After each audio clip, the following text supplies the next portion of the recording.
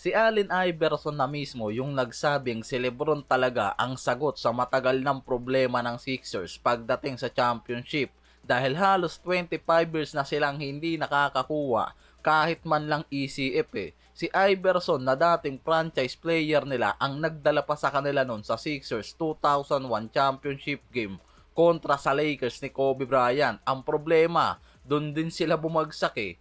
Ngayon, nagsalita na mismo yan about sa pagdating ni Lebron. Ang daming mga analyst rin kasi talaga ang nagsasabi na ring chaser si Lebron kaya pinili ang Sixers. At nakikita ng iba na hindi pa rin naman masasabing super team nga raw ang nabuo nitong si Bob Myers ngayon sa Sixers.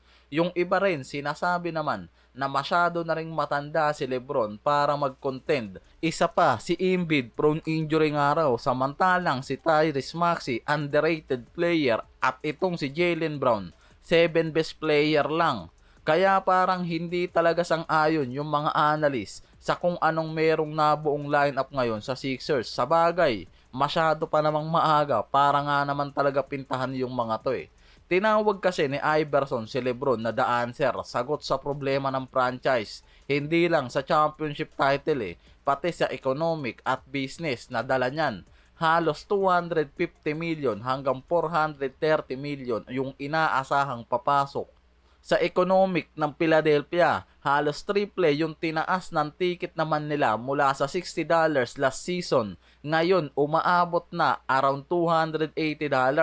Sa mga report naman, mas naging malaking reason si Lebron kung bakit tumaas din ang national television exposure ng Philadelphia ngayon. Mas ramdam ng Philadelphia 76ers yung pagdating sa kanila ni Lebron. Kaya mas mataas din talaga yung pressure at expectation na inaasahan sa mga yan eh.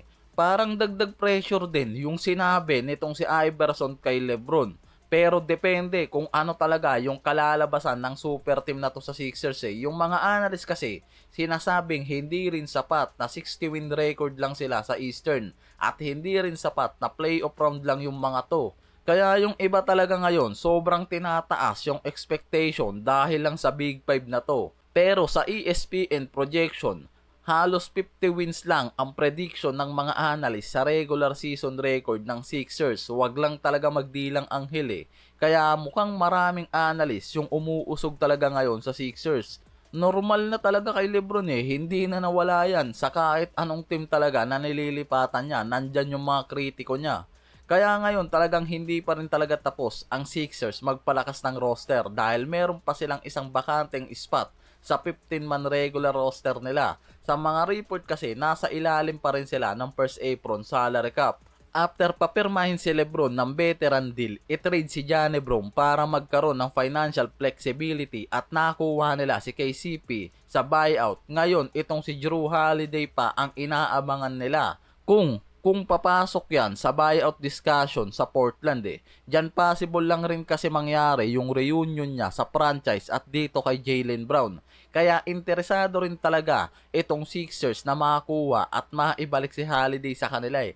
Lalo't kailangan din ng mga to ng additional pa sa perimeter depth nila. Ang problema lang kasi, kahit pumasok pala sa buyout si Holiday ngayon, kahit sa minimum contract lang, hindi pa rin kayang ibigay sa kanya ng Sixers dahil pwede na silang lumagpas sa first apron restriction. Kaya ngayong off-season, medyo nga raw alanganin eh. Hindi eksakto sa timing eh dahil wala pa ring desisyon din ang Portland kung iba-buyout siya. Based sa mga report na nabasa ko, December 4 yung possible ng tinitignan ng Sixers na possible makuha nila si Holiday. Dahil sa season na yan mismo, magkakaroon sila ng roster at cap flexibility. Pwede silang gumamit din ng 10-day contract kung kailangan lang. Pero kung papasok talaga, eksakto si Holiday malapit sa trade deadline, mas madali siyang makukuha ngayon. Hindi papasok sa restriction ng salary cap rules ang Sixers dahil kung mababuyout si Holiday sa huling part ng season, mas magkakaroon talaga sila ng sapat na financial flexibility. Mas mataas yung posibilidad na mapapirma nila yan ng walang problema. Sa standpoint kasi, tinuturing pa rin ng maraming analyst na isa si Holiday sa pinakamahusay na veteran addition para sa Sixers dahil sa pagiging elite defender, championship experience at kakayahan niyang mag-lead para sa second unit. Sa lagay naman ng Heat ngayon, mukhang hindi rin talaga tumitigil yung mga to makakuha pa ng additional veteran player after na hindi nila makuha si LeBron. Shooting guard o point guard ang target nila ngayon sa free agency. Kaya nga nag-switch din bigla yung attention ng mga to kay Klay Thompson o DeMar DeRozan para mas mapalalim yung roster nila bago mag-start ang training camp. Si Thompson kasi nasa 12 points per game pa rin, 202 made sa 3-pointers, 38% yung shooting mula sa 3-point line. Sa Dallas, yan mismo yung hinahanap ng Miami para sa floor spacing kasama si Adebayo at Giannis. Si DeMar DeRozan naman nasa 18 points, 4 rebounds, 5 assists, 49% ang field goal shooting niya last season sa Kings after na i-wave siya at possible nag-aantay na lang rin yan ng tawag sa mga contender teams eh. Isa sa naging problema kasi ng Miami nitong mga nakaraang season, masyadong manipis ang bench nila. Kaya ayaw na nilang mangyari uli yan. Kaya kung makukuha nila ngayon si Klay Thompson o DeMar DeRozan, mas magkakaroon sila ng maraming quality at proven player.